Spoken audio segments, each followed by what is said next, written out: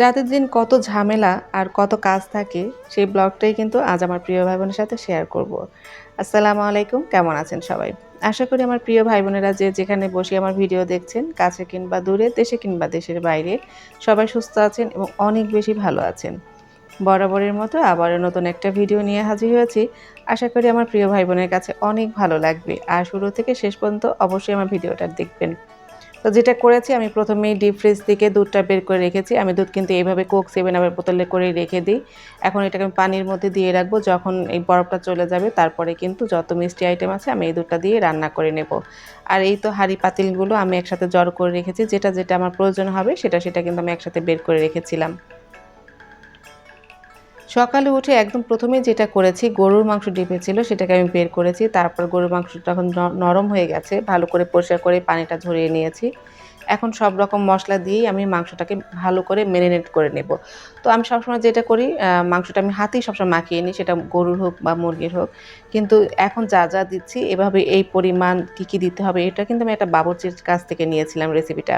তো আসলে এত মজা হয়, আমি এর আগেও কয়েকবার তৈরি করেছিলাম, অনেক মজার হয়। তো যাই হোক সব রকম মসলা দিয়েছি। তারপর দিলাম একদম শেষে সরিষার তেল। এই সরিষার তেল দিয়ে ভালো করে আমি গরুর মাংসটাকে মেরিনেট করে নেব। তবে সব কিছুই দিয়েছি, একটা দিই নাই, সেটা হচ্ছে মরিচের গুঁড়া। তো আমাদের এবার ঈদটা কিন্তু প্রচণ্ড গরমে পড়েছে। আর এই গরমের মধ্যে যদি মরিচের গুঁড়ার মধ্যে হাত দিয়ে আমি ভালো করে এতক্ষণ নাড়াচাড়া করতে থাকি, তাহলে আমার হাতের তো ১২টা বেজে যাবে। তাই কিন্তু মরিচের গুঁড়াটা শুধু রান্না করার সময় আমি দিব। আর এদিকে আমার যত কাঁচের জিনিস কালকে প্রয়োজন হবে, মানে আমার ঈদের দিনের জন্য প্রয়োজন হবে, সবকিছুই কিন্তু আমি বের করে নিয়েছি। আসলে হাতের কাছে সবকিছু থাকলেই ভালো লাগে। তো যাই হোক সবকিছু আমার বের করা হয়ে গেছে। আর এদিকে আমার মেয়েকে আমি দিয়েছিলাম কাঠবাদামগুলো পরিষ্কার করতে। তো আমার মেয়ে কিন্তু আমার কাছে একটা পাত্র চেয়েছিল, একটা বাটি বা একটা পিরিচ, যে বাদামটা রাখবে। আসলে আমার দৌড়াদৌড়িতে এত ঝামেলায় আমি সেই বাটিটা দিতে পারিনি। কিন্তু ওর বুদ্ধি থেকে এই ভিডিওটা আমি না করে পারলাম না। ও কিন্তু চাইলেই সবকিছু জড়ো করে রাখতে পারত। তো সে কিন্তু অনেক বুদ্ধি করে যেই বাদামটা পরিষ্কার করেছে সেটা আলাদা রেখেছে, ময়লাটা আলাদা রেখেছে। এই জিনিসটা আমার কাছে যে এত ভালো লাগলো আমি কি বলব। আমি সাথেই ভিডিও করে নিলাম। ছোট্ট মানুষ বুদ্ধি করে কিন্তু অনেক কাজই ওরা করতে পারে। তো আলহামদুলিল্লাহ মেয়ের এই কাজটা দেখে আমি অনেক খুশি হয়েছি, অনেক। আর এই তো আমি বিকেল থেকে সন্ধ্যা অবধি কিন্তু বেশি ব্যস্ত হয়ে যাব। তো যেটা হয়েছে আমি কালকের জন্য কি করব সবকিছুই আজকেই প্রস্তুতি নিয়ে রাখবো। যেমন আমার বিছনায় আমি কোন চাদরটা দিব, সে চাদরগুলোও কিন্তু আমি বের করে রাখছি। যেটা আমার কাছে আসলে ভালো লেগেছে সেই চাদরগুলো বের করে নিয়েছি। বেসিন টাওয়ালটা বের করেছি। কুশন ছিল, কুশনের কাভারগুলোও কিন্তু আমি বের করেছি। দেখলাম সবকিছুই বের করেছি, রান্নার সেটটা বের করিই নাই। তো পরে কিন্তু আমি রান্নার সেটটাও কিন্তু বের করে নিলাম। হাতের কাছে সবকিছু থাকলে না কাজগুলো অনেক সহজ হয়ে যায়। আর যেহেতু আমার মেয়ে অনেক ছোট, তো ওকে ছোট্ট কাজটা দিয়ে সবকিছু কিন্তু আমাকে করতে হয়েছে। আমি চলে এসেছি কাঠের চুলায়। তো এখন আমি দুধটা জাল করে নিচ্ছি। এই দুধটা দিয়ে পায়েস রান্না করা হবে। তো এখানে বসেই কিন্তু আমি ইফতারিটা করে নিয়েছিলাম।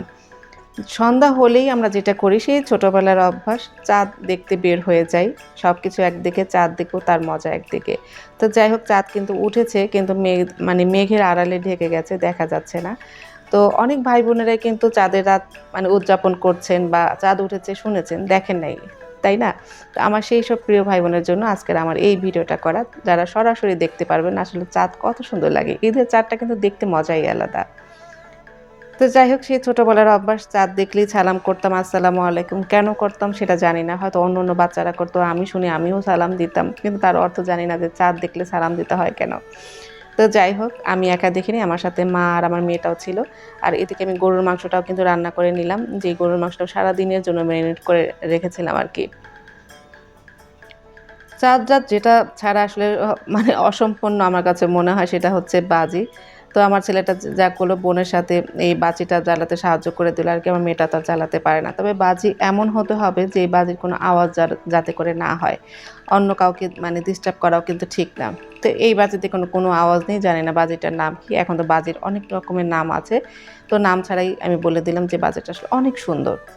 তারপর হচ্ছে তারাবাজি জ্বালাবে আমার ছেলেটা। আর আমাদের ছোট সময় যেটা হয়েছে ছোট তারাবাজি পাওয়া যেত, বেশি একটা জ্বলতো না।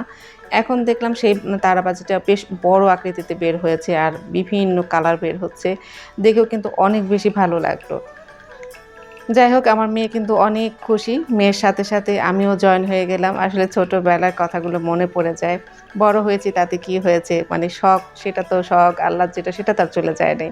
তো বাচ্চার সাথে আমিও অনেক বেশি মজা করলাম আরকি। ওর কাছেও অনেক বেশি ভালো লাগলো। আসলে ও তো একদম ছোট, কিছু করার নেই। আর এই তো সেমাইটা কিন্তু আমি গ্যাসের চুলায় রান্না করে নিচ্ছি। সেমাইটাও কিন্তু আমার মোটামুটি হয়ে গেছে।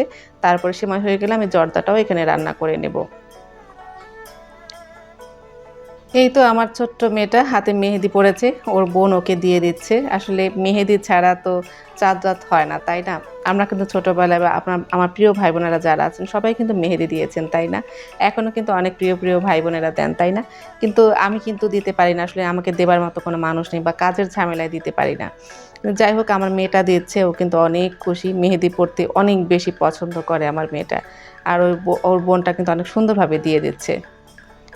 যাই হোক, অবশেষে আমার সব রকমের মিষ্টি জিনিস রান্না করা শেষ। আমি পায়েস রান্না করেছি, সেমাই রান্না করেছি, জর্দা রান্না করেছি। তো পায়েস রান্না করলে সবসময় আমি জর্দাটা রান্না করি, কারণ অনেক বেশি ভালো লাগে আমার কাছে। তো দেখতে তো অনেক সুন্দর হয়েছে, তাই না? আশা করি সবার কাছে ভালো লেগেছে। আজ এই পর্যন্তই। আল্লাহ হাফেজ।